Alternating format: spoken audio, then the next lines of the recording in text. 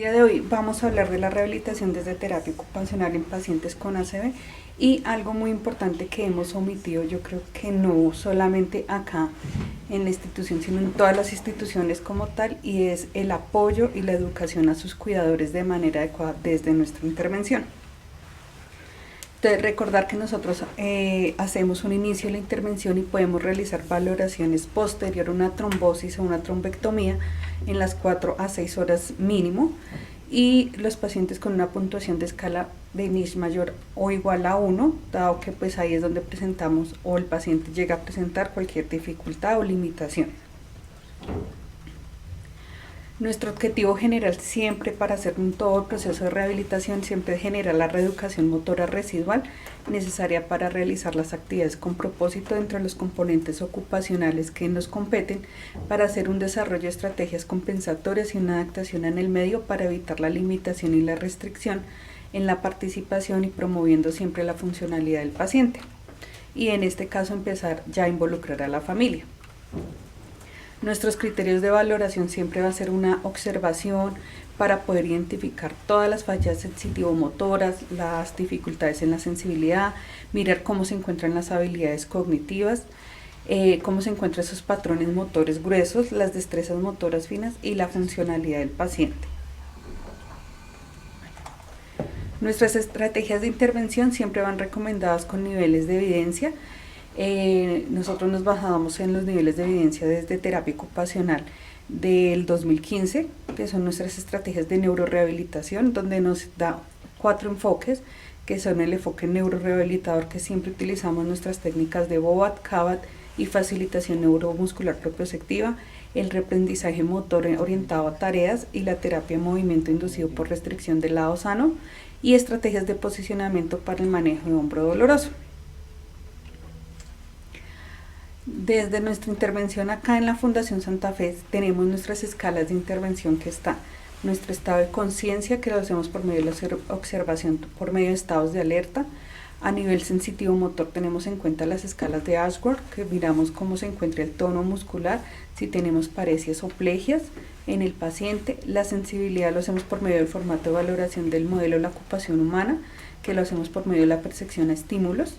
Las habilidades cognitivo-perceptuales, podemos utilizar el test de MoCA o Mini-Mental en el paciente para mirar si estamos en un estado de deterioro leve, moderado o severo, siempre y cuando no haya ninguna dificultad en el lenguaje o limitación visual para poder hacer estas pruebas, pero igual siempre la tenemos en cuenta al realizar las valoraciones. Los patrones motores también nos guiamos por el formato del modelo de la ocupación humana, que miramos si el paciente se encuentra funcional, semifuncional, no funcional al realizar todos los movimientos.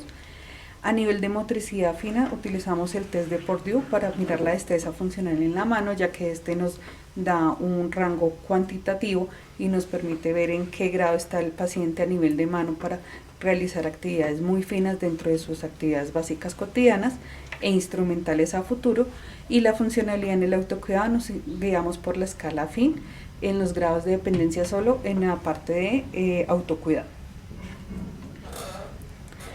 Entonces, todo esto lo hacemos siempre en el hospital, todo esto siempre lo implementamos, pero hay algo que no hacemos y que tenemos que empezar a implementar desde ya, y es la preparación al hogar en el paciente. Siempre que el paciente se encuentra hospitalizado, cuando ya empieza en el proceso de alta hospitalaria, vemos una dificultad para involucrarse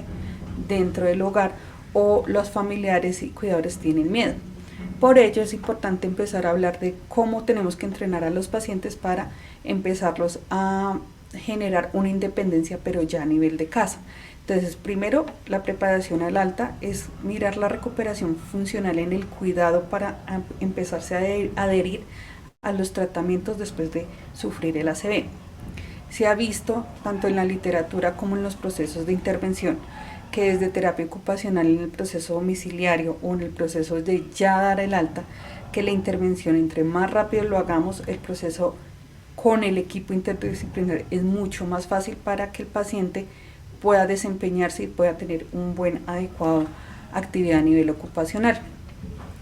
También es importante mirar el beneficio de los cuidadores para poder reducir esa carga asistencial que producen o que ellos han venido manifestando, para promover a los pacientes un buen entorno no solo laboral, sino en su calidad de vida y poderlo hacer en una rehabilitación domiciliaria adecuadamente.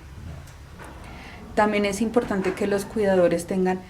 y empiecen a tener apoyo para resolución de problemas y también en la educación que se hace junto con enfermería para poder empezar a hacer más charlas, más capacitaciones en la intervención de combinaciones de técnicas para resolución de problemas, apoyo al cuidador y educación individualizada, ya que pues si nos ponemos a analizar, no todos los pacientes van a tener la misma intervención en casa, cada uno va a ser diferente y toca mirar dónde están las dificultades, tanto el cuidador del paciente y sus familiares.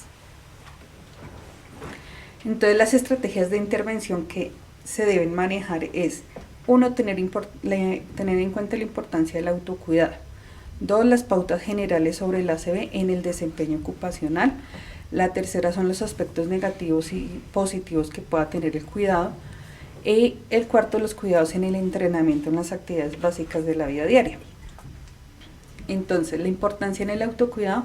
es importante para que todos nuestros pacientes puedan tener una recuperación adecuada posterior al ACV y una mejor calidad de vida. Es mejorar más la educación por parte de nosotros como terapeutas para poder enfrentar las limitaciones que nos causaron las enfermedades y los factores que puedan ser modificables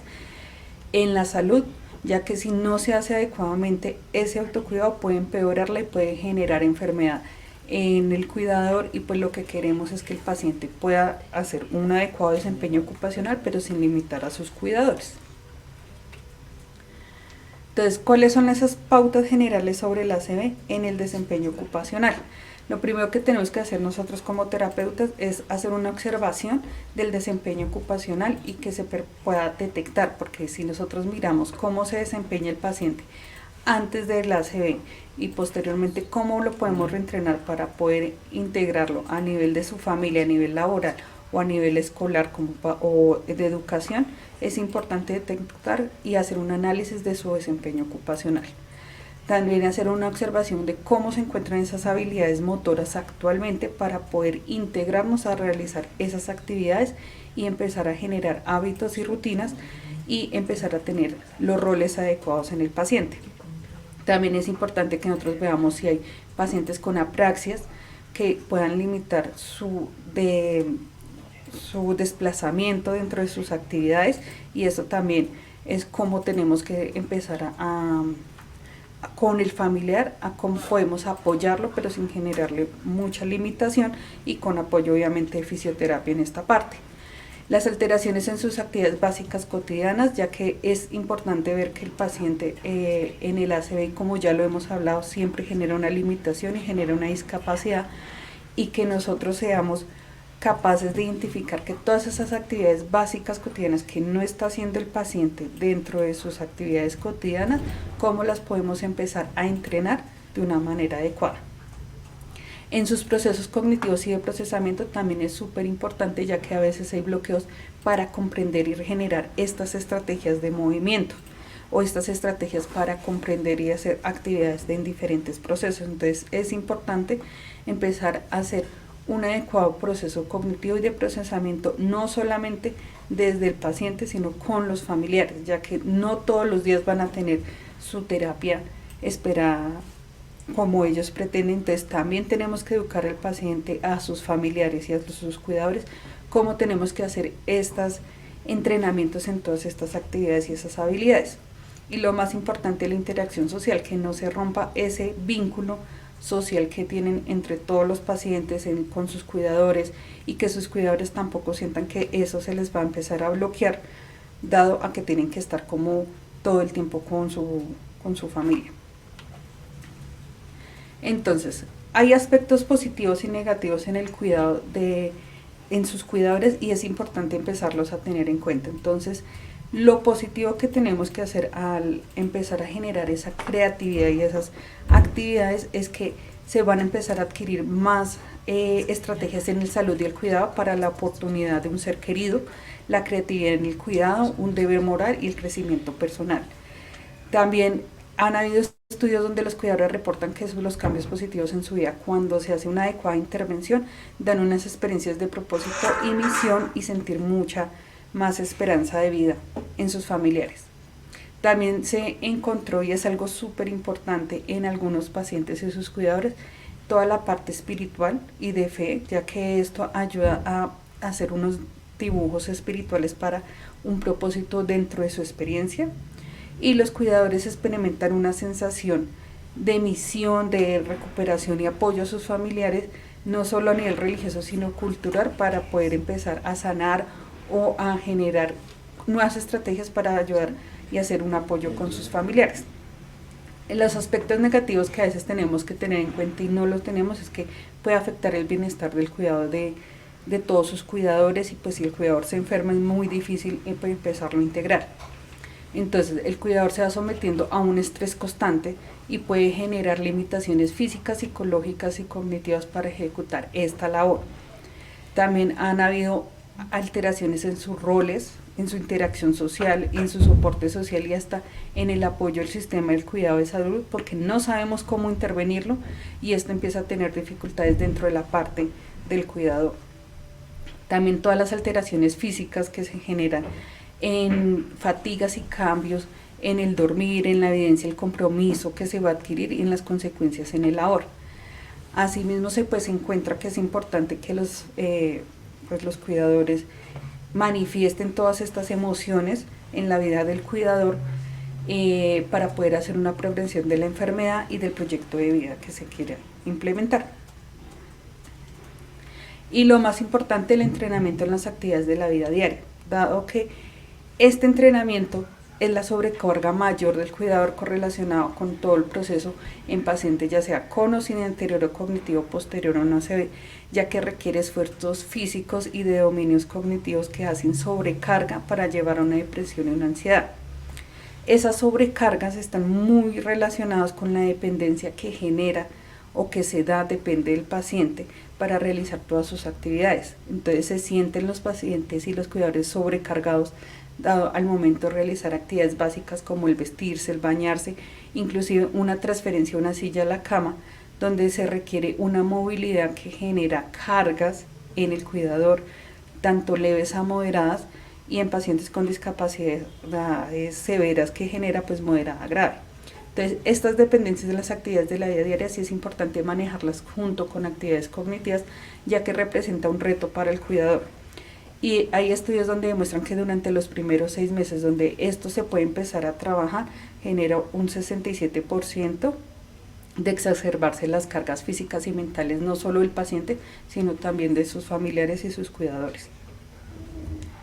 En conclusión, lo que tenemos que hacer es que la intervención a tiempo, no solo del paciente, sino también involucrando a los cuidadores de manera eficaz, pueden reducir la carga y el sobreestrés del aumento del grado de independencia, o sea, de dependencia, llevarlo a independencia para realizar sus actividades básicas cotidianas.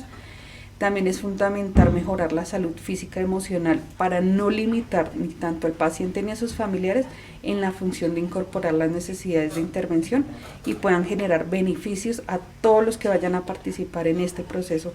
de rehabilitación. También importante centrarnos que somos un equipo multidisciplinario y poder identificar entre todas esas deficiencias generadas en el ACV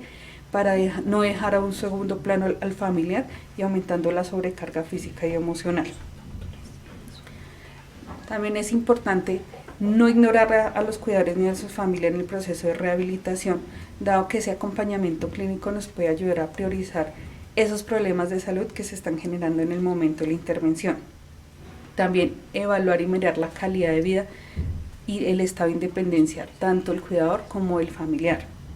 Hacer más educación y orientación a los familiares junto con el personal de enfermería para poder hacer un buen equipo de rehabilitación para disminuir las sobrecargas al momento del hogar y la evaluación en el tratamiento. También las intervenciones del cuidador, teniendo en cuenta el sexo, la edad, las horas diarias que emplea para empezar a intervenir, es importante para empezar a generar nosotros como terapeutas ocupacionales hábitos y rutinas. Y las sobrecargas que pueden llegar a nivel de estados cognitivos y la dependencia en actividades de la vida diaria, podemos estar afectando al cuidador no solo en todos sus roles de hábitos y rutinas, sino también a nivel laboral, y es importante ya que la parte laboral es súper indispensable para poder continuar a hacer todas las estrategias de intervención. Muchas gracias.